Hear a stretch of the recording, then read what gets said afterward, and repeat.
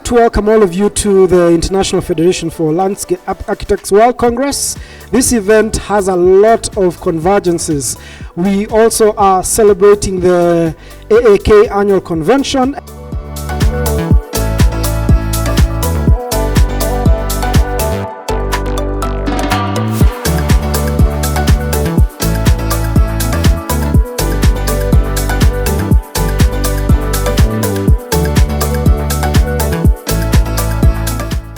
It's wonderful to see you all, and what a beautiful opportunity for us to be able to co-host Nairobi and Stockholm at the same time. This convention and congress brings together a diverse group of professionals who represent different facets of the built environment to address the emerging challenges that continue to threaten our planet and its inhabitants caused by our actions.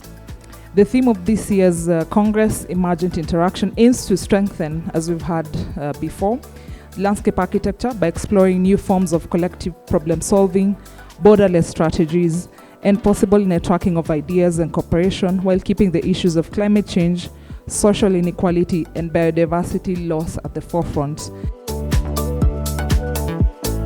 It is important to build smart, healthy, and efficient cities where people can integrate, communicate, and move around freely.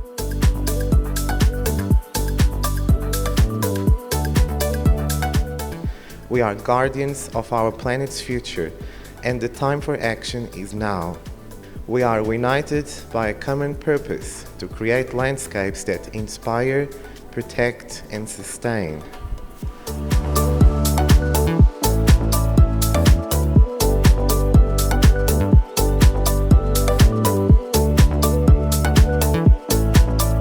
One way, of course, we can do that is now where the landscape architects coming in, because we have to see how to open up these areas, make them more vibrant, make them areas that people want to come with. Because I can tell you for free, nobody wants to walk along a highway with no landscape features, no proper corridor, no trees, no shading, no proper pavement done for the walkway. We cannot solve the problems that happen outside the corridor through engineering design, especially if it's not predictable. Yet, that's the environment that all of us professionals seated here try to help within the building context. That has led into that in all of our projects, we must ask ourselves, will a child be a future user of this path? And how will children be affected? And we need to bring in children to this discussion to really listen and to understand how they move and what their needs are and how they envision their landscape and take this into consideration in all the projects. Well, I think we haven't questioned our context, really had to understand it so that we can present it to the policymakers and say that our road here must be doing things. We dance on the road, we sell on the road, we have performances, we have funerals on the road and all of that. That's, yes, we have initiation on the roads. All of that is us.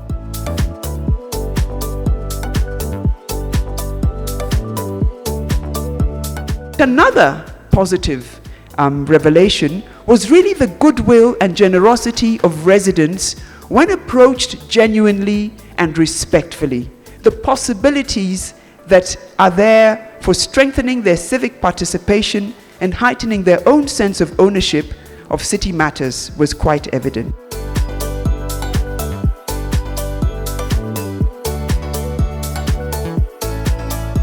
This STEM designation will help grow the landscape architecture profession by attracting the best talent globally and help ensure universities and firms maintain access to sufficiently large pools of students and emerging professionals needed to tackle the growing challenges for the natural and built environments. As a landscape architects, we should have some more methods or more projects to preserve and protect urban wellness as a very valuable green space in the urban city.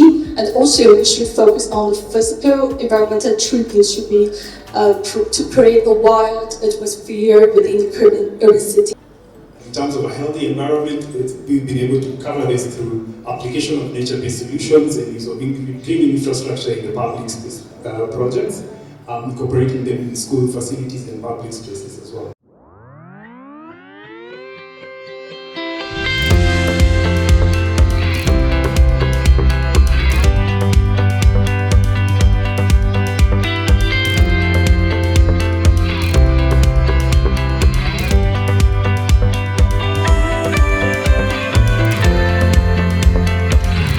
I really want to welcome all of you. It's Friday, and here in Nairobi we call it Furahi Day.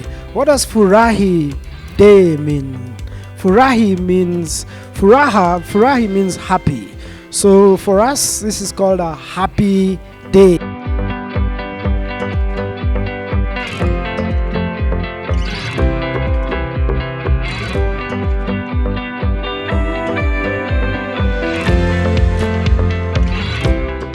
Also include education standards. They represent the basis for international mobility of students, faculties and researchers of knowledge. I mean, why IFLA want to do standards, education standards? Because we hope, at least in the good part and good side, that there is more mobility, and then more mobility means also the chance to have a better knowledge.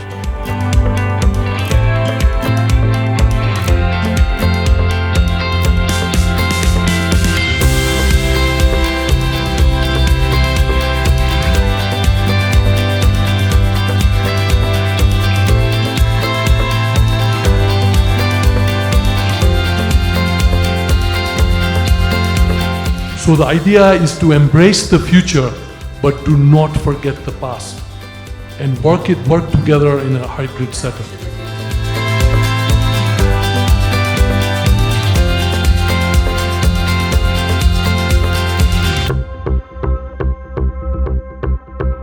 It's a wake-up call to start looking at what we need to do as people who are emerging with the tools to actually look after landscapes and give a parity to how we carry out our development.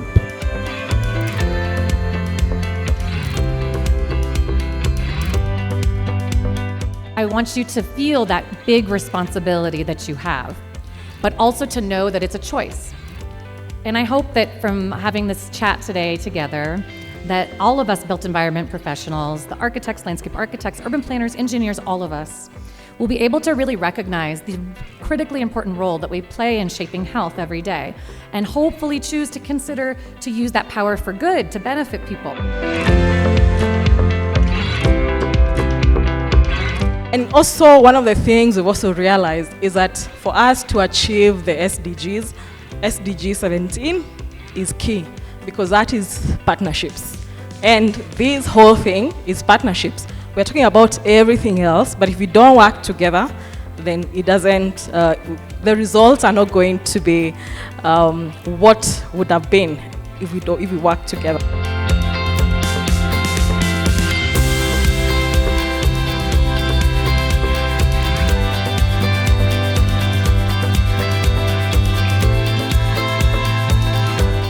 A dream come true. Good. Because I have been involved in landscape architecture profession here. There were 4 of us who started it 30 years ago, more than 30, 32 years ago. And so having the international conference come to Nairobi is a dream come true. We work together collaboratively, Nairobi and Stockholm at the same time. It was so phenomenal for us. But most importantly is we came together. It was extremely a spiritual experience for me, because when landscape started here, it started with me. I was the first black landscape architect. Now seeing a hall full of landscape architects, engineers and others on an International Federation of Landscape Architects Congress was actually quite phenomenal again, if you like to call it that. Yeah. Steep learning curve and learning how to engage with our people, but I would say steep learning curve. Fantastic opportunity for the future of landscape architecture in Africa. The IFLA Congress and the AAK Convention has been a wonderful experience, engaging, meeting professionals across all disciplines, and also discussing sustainable landscape infrastructures and design. Greatest takeaway from this Congress is that let us use whatever resources that we have, including especially land, because land is a very scarce resource in this city, to make sure that we grow some food, and that food is going to help us in greening this climate, this environment. From the professionals and from the event, we really learned a lot. Landscape architecture is not something we get to experience a lot in Kenya as students of architecture. So it's been really great to learn from international architects and international landscape architects.